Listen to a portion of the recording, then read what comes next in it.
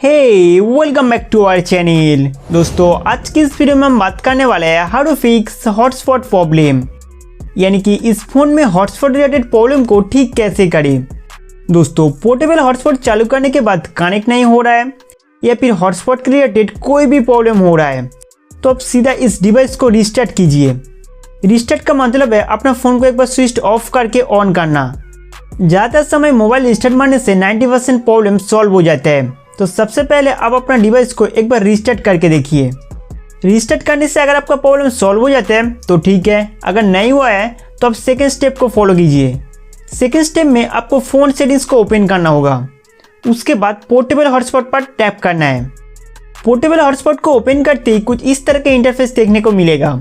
तो पहले इसे इनेबल करें, उसके बाद सेटअप पोर्टेबल हॉटस्पॉट में जाना है।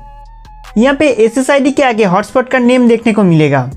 नेक्स्ट सिक्योरिटी में जाके WPA2 पर्सनल को सिलेक्ट करके 8 कैरेक्टर का अपना पसंदीदा पासवर्ड सेट करना होगा।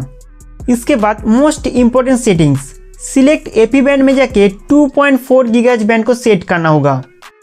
उसके बाद हाइड इट्स SSID को ऑफ ही रहने दीजिए। फाइनली पोर्टेबल हॉटस्पॉट सेटिंग्स को चेंज करने के बाद राइट टॉप पर क्लिक करके इस सेटिंग्स को सेव कर दीजिए। Next one time data limit में जाना है। वन टाइम डेटा लिमिट को इनेबल करने के बाद इस हॉटस्पॉट से मैक्सिमम उतना ही डेटा यूज़ हो सकता है जितना आप यहाँ पे सेट करेंगे।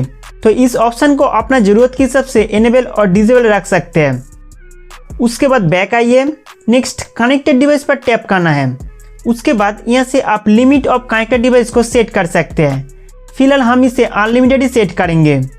नेक्स्ट ब्लॉक लिस्ट में जाके अगर आपने किसी भी डिवाइस का मैक एड्रेस ब्लॉक किया है तो उसे अनब्लॉक कर दीजिए, क्योंकि जब तक ब्लॉक रहेगा वो बंदा आपका हॉटस्पॉट इस्तेमाल नहीं कर सकते।